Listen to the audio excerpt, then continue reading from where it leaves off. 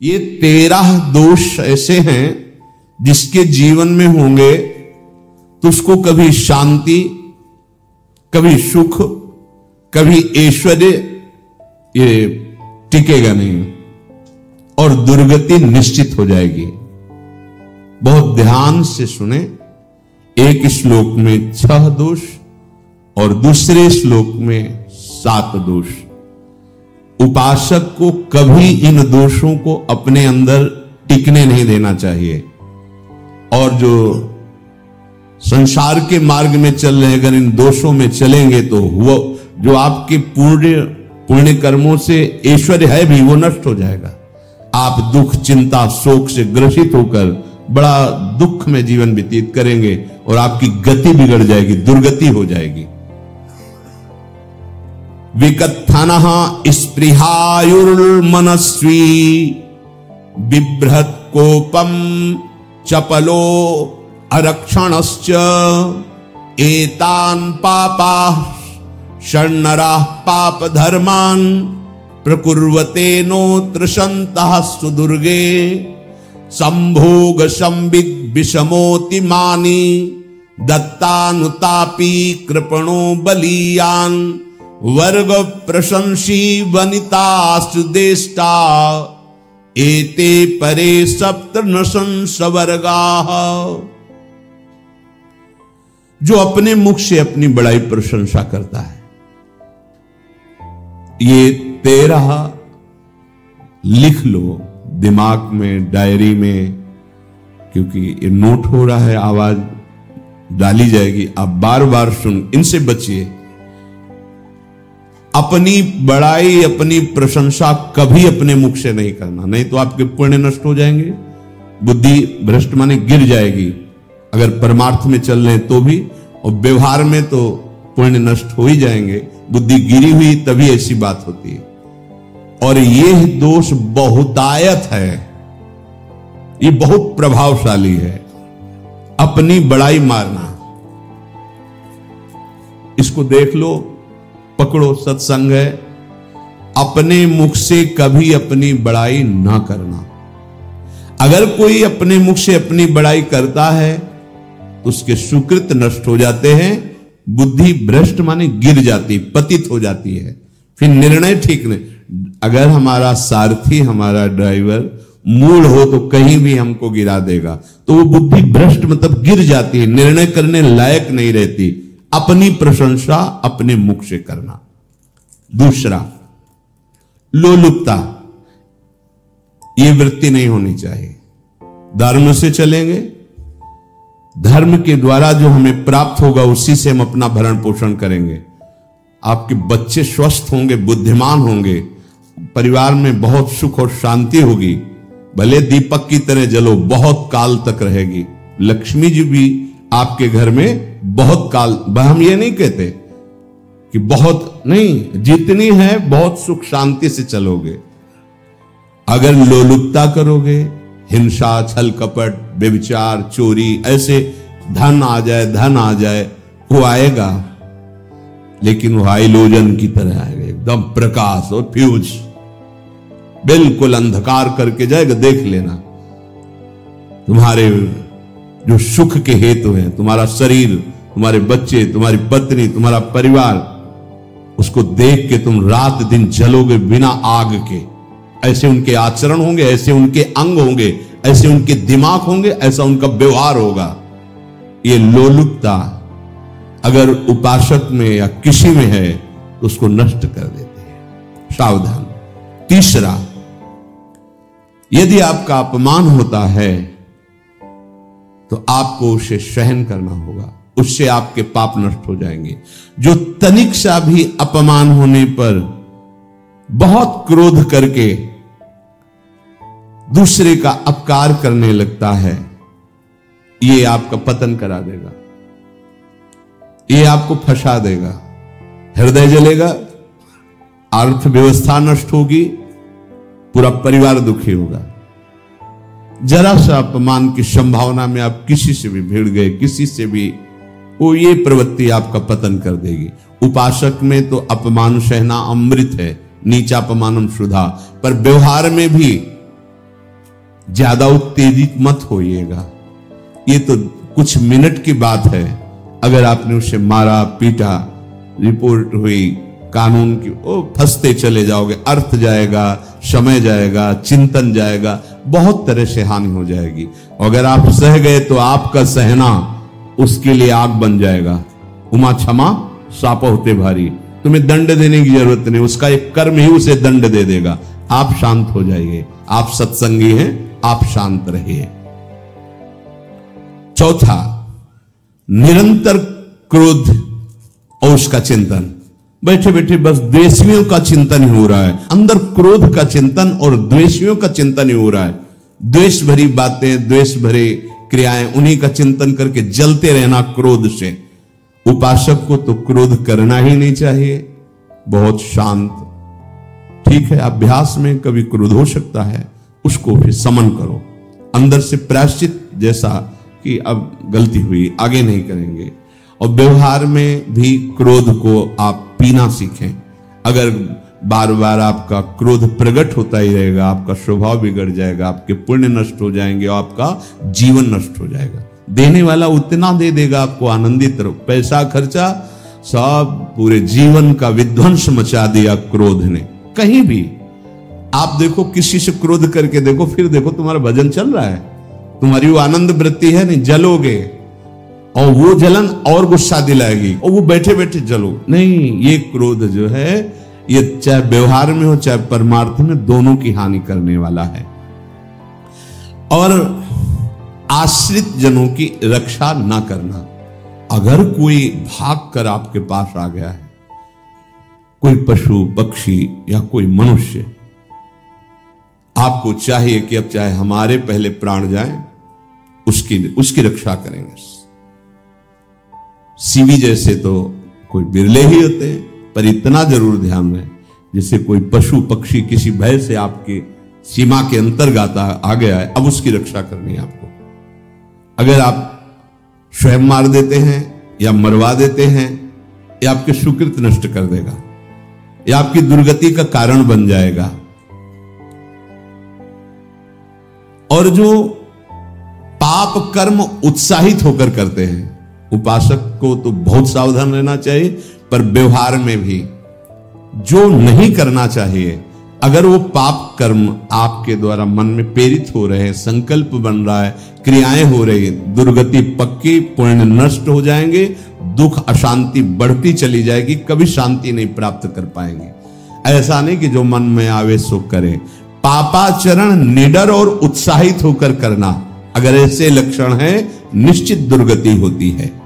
ये 6, अपनी बहुत बड़ाई करने वाला अपने मुख से, लोलुपता, तनिक से अपमान में सहन ना करने वाला, निरंतर क्रोधी और आश्रित जनों की रक्षा न करने वाला, और निडर हर्षित होकर पाप कर्म करने वाला। दूसरे श्लोक में 7 है, 6 7। 1, संभोग का ही चिंतन करना, संभोग में ही मन लगाना, संभोग दूसरी स्त्रियों के साथ करने की भावना रखना। संभोग, पहला है संभोग। रात दिन बैठे बैठे बस यही चिंतन करना, गंदी बातों का, गंदी बातें देखना, गंदी बातें सुनना, गंदी बातों का चिंतन करना। फिर अन्य माताओं बहनों के प्रति काम दृष्टि से देखना, कोई आ जा रही है तो दृष्टि से, काम भाव से देखना, भोग बुद्धि से देखना, निश्चित पुण्यनाश, दुर्गति। बड़े बड़े उदाहरण इतिहास में हैं जिन्होंने ऐसा दृश्य नेत्रों से देखने की चेष्टा की, मन में संकल्प किया भोगने का, नष्ट हो गए, चाहे वो कितने बड़े प्रतापी हो। ये दुर्योधन कोई साधारण थोड़ी है, भगवान व्यासदेव जी के द्वारा ही तो, भगवान व्यासदेव जी ही इसकी उत्पत्ति का कारण है। आप देखो, इतने महान पुलस्त जी ही उत्पत्ति का कारण है रावण की। बस यही ऐसे दोष हैं जिनके कारण जीव नष्ट हो जाता है। ठीक है, धर्मयुक्त काम भगवान ने आदेश किया है, आपका पाणिक ग्रहण संस्कार हो गया है, संतानोत्पत्ति की भावना से कुछ पवित्र तिथियों का त्याग करते हुए चर्चा में हुई है। एक नियम है, एक आदेश है शास्त्र का। आप बहुत काम प्रवृत्ति वाले हैं तो प्रत्येक मास में जब माताएं बहनें पवित्र हो जाती मासिक धर्म से, तो जिनका पाणी ग्रहण आपने किया, जो पत्नी स्वरूप है, वो ठीक है। वहां भी बार बार के लिए व्यभिचार प्रवृत्ति के लिए शास्त्र आदेश नहीं करता, संयम पूर्वक, और उसका चिंतन नहीं करना। पाणी ग्रहण संस्कार है, घर में विराजमान है, एक संयम एक नियम के अनुसार उसका चिंतन तो फिर भ्रष्ट कर देगा। चिंतन प्रभु का करना है, चिंतन प्रभु की सेवा जो आपके कर्तव्य, इसके चिंतन से बचो। घातक है, बहुत बड़ा जहर है, अगर विषय चिंतन होने लगा तो मरोगे, जिंदा जलोगे, दुर्गति भी होगी। ये अंदर की जो आग है ना, कामाग्नि, ये इतनी बढ़ती चली जाएगी, तुम्हारे होश खराब हो जाएंगे कि मुझे क्या करना चाहिए क्या नहीं करना चाहिए। कुआ मदांधो मदना तुरोमा, अंधा हो जाएगा, नहीं दिखाई देगा अनुजा तनुजा क्या है कौन है, कुछ नहीं, भ्रष्ट बुद्धि। संभोग का चिंतन नहीं।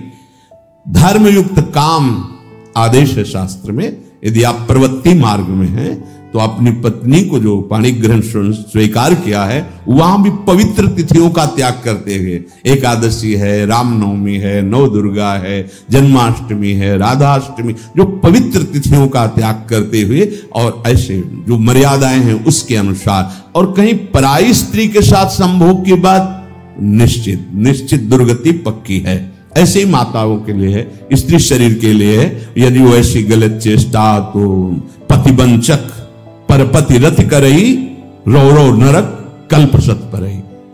ये भोग चिंतन से बचने की चेष्टा कीजिए तो क्रिया से अपने आप बच जाएंगे। क्रिया के पहले चिंतन होता है, चिंतन से ही क्रिया का आवेश आता है। चिंतन संभालिए, इसी से भगवत प्राप्ति होती है, चिंतन से, और इसी से दुर्गति भी होती है। अनन्यस चिंतयन्तु माम, भगवान चिंतन करें, मेरा करो, कर्तव्य कर्म मेरे को समर्पित करो। अब जब चिंतन संभोग का होगा तो बुद्धि भ्रष्ट हो जाएगी। ये जो राक्षसी प्रवृत्तियां सुनने को मिलती है ना, कि ऐसा हुआ, वो देखा सुना और चिंतन किए, अब इतनी राक्षसी वृत्ति आ गई कि बस अब उनमें और राक्षसों में कोई अंतर नहीं रह गया। दूसरा, विषमता रखने वाला, सबके साथ बर्ताव ऐसा कि मैं बहुत श्रेष्ठ हूं और दूसरे सब नहीं, ऐसा व्यवहार नहीं। सब भगवत स्वरूप है, समान व्यवहार। जैसे आपके भोजन है तो जो आप पा रहे हो वही सबको दीजिए, बैठने की व्यवस्था, उठने की व्यवस्था, क्रम बाई क्रम, पर उसको भी नीच भाव से मत देखिए। उस कोटि का उसको प्यार दीजिए, दुलार दीजिए, सम्मान दीजिए। इतनी विषमता न फैलाते रहे अपने जीवन में कि आप सबके निंदा के पात्र बन जाए। विषमता नहीं, सबको प्यार। हाँ ठीक है, पुत्र का अलग प्यार है, भाई का अलग प्यार है, पिता का अलग प्यार है, पर हमारा व्यवहार प्रीति युक्त होना चाहिए, विषमता भरा नहीं होना चाहिए। अगर हमारे चित्त में विषमता ही रही तो संसार है, प्रभु नहीं है। जीत विषम संसार कीर्ति जग बिस्तर है। जो विषमता पर विजय प्राप्त कर लेता है वही भगवत प्राप्ति का अधिकार। ये विषमता बहुत बड़ी हानि है। तीसरी बात, अत्यंत मानी होना। जहां आपके प्राण कमजोर होंगे, पुण्य नष्ट होगा, आयुश्री सब नष्ट होना है, ऐसे आचरण करवाएगा गुरुजनों के साथ, महापुरुषों के साथ। ये बहुत नीच प्रवृत्ति है। अत्यंत मान प्रियता, मुझे सम्मान मिले, उत्तम प्रवृत्ति है। सबको मान देना, स्वयं अमानी रहना। चौथा, दान देने की बात कह के मुकर जाना या दान देकर पश्चाताप करना। दे दिया है, बहुत जल रहे हो, दूसरे से वार्ता कर रहे हो कि पता नहीं क्या यार बुद्धि में हो गया, हमने उसको इतना कहा था, उतना दे दिया, क्यों दे दिया, ऐसा मतलब अंदर चिंतन करना, क्यों दे दिया तो दिया। इसके बाद जो आपका जलन हो रही, पश्चाताप, सुकृत नष्ट हो रहे हैं। दान देकर पश्चाताप करना या दान देने की बात कह के मुकर जाना। जैसे आपने कह दिया आपको इतना इतना ऐसा, अब आप मुकर गए, ब्याज सहित तुम्हें देना होगा, ये तुम्हारी दुर्गति का कारण बन जाएगा। ऐसे ही नहीं बोलना चाहिए, बहुत होश से। वाणी एक अमोल है, जो कोई बोले जान, ये तराजू तौल के तब मुख बाहर आन। पांचवा, अत्यंत कृपण होना। ना परिवार को सुखी कर पा रहा है, ना अपने को सुखी कर पा रहा है। एक एक सिक्का बैंक में जो मर गया। धन की वास्तविक गति यही है कि अपने परिवार को खूब उसकी अनुकूलता प्रदान करो, उसमें से कुछ हिस्सा किसी ऐसे को जिससे तुम्हें बदले में कुछ लेने की भावना ना हो। कोई साधु महात्मा, गाय, पशु, पक्षी, किसी भी जीव बीमार है शरीरधारी, उसके जिससे कुछ कभी लेने की भावना ना हो, एहसान की भावना ना हो। सो धन धन्य प्रथम गति जाकी, धन्य हो गया उसका धन। अब वो कृपण का धन किसी काम में ना स्वसुख, ना परिवार के सुख, ना धर्म कार्यों में, व्यर्थ जीवन चला गया। उसी धन का चिंतन करना, उसी का संग्रह करना और उसी की रक्षा करते करते शरीर छोड़ देना, तो चिंतन बिगड़ गया। तो कह रहे हैं जो कृपणता है और अर्थ और काम की प्रशंसा, उसी की चर्चा, उसी का चिंतन, रुपया और भोग, उसी की चर्चा कर, जहां बैठे रुपया की चर्चा, भोग की चर्चा, जहां एकांत में बैठे उसी का चिंतन, कैसे रुपया बढ़े, कैसे भोग मिले। और अगर अवसर मिला तो रुपया अधर्म से आवे चाहे धर्म से, उसको इसकी कोई परवाह नहीं। भोग चाहे धर्म से हो चाहे अधर्म से, जिसका अर्थ और काम भोग ही चिंतन है वो धर्म नहीं। जिसका धर्म चिंतन का विषय है तो अर्थ और काम भी ऐसा होगा जो मोक्ष प्रदान करने वाला हो। धर्म, अर्थ, काम, मोक्ष। और जो बालक, स्त्री, पागल, असहाय, जो इनकी रक्षा न करके इनकी हानि करता है, दुर्गति निश्चित है। माना आपकी पत्नी है, उसका स्वभाव बिगड़ा हुआ है, क्रोधी है, कटु वचन बोल, लेकिन आपके ही प्रारब्ध के लिए, माना आपका पति ऐसा स्वभाव वाला, पर आपके ही प्रारब्ध से तो संयोग बना है आकर, अब इसका निर्वाह कर ले जाओ तो पवित्र हो जाओगे दोनों। और अगर झगड़ा और लड़ाई और मारपीट और कहीं हिंसा आदि के रूप में उतर गए तो फिर और करनी बिगड़ गई। बालक है, आप उसको ज्ञान नहीं कि आप पवित्र है, कि आप पवित्र है, उसको ज्ञान नहीं कि आप उसके साथ व्यवहार अच्छा कर रहे हैं कि बुरा कर रहे हैं। रक्षा करनी है आपको, शोषण नहीं करना। कह रहे स्त्री, बालक और पागल, जिसे विक्षिप्त है, पागल है, आपको रक्षा करनी है। बन जाए तो उसको भोजन, ऐसा नहीं कि ईट मारो, उसको अपमानित करो। उसकी बुद्धि खराब है, प्रारब्धवशात खराब हो गई है, तो शास्त्र आज्ञा करता है स्त्री, बालक, जैसे पागल, विक्षिप्त आदि हैं, असहाय है, असमर्थ है, बूढ़ा है, वो आप सेवा भी करो तो वो गाली दे सकते हैं, उनकी बुद्धि बिगड़ गई। आपको उनको दंड नहीं देना, मारना नहीं है आपको। मान लो आपके बड़े बूढ़े बुजुर्ग जन हैं, आप सेवा भी कर रहे हो तो आपको कटु वचन बोल सकते हैं, आपकी निंदा कर सकते हैं, लेकिन आपको उनके साथ व्यवहार सद करना है। अगर आपने इन दोषों को स्वीकार किया तो निश्चित आपकी दुर्गति होगी, न इस लोक में आपको शांति मिलेगी न परलोक में। इसलिए इन दोषों को बार बार सुन करके और हृदय में जांचो कि कहीं है तो नहीं, अगर है तो सत्संग, भजन बल, भगवत प्रार्थना के बल से इन दोषों का त्याग कर दो, जीवन मंगलमय हो जाएगा। शेष चर्चा आगे। श्री राधा वल्लभ लाल।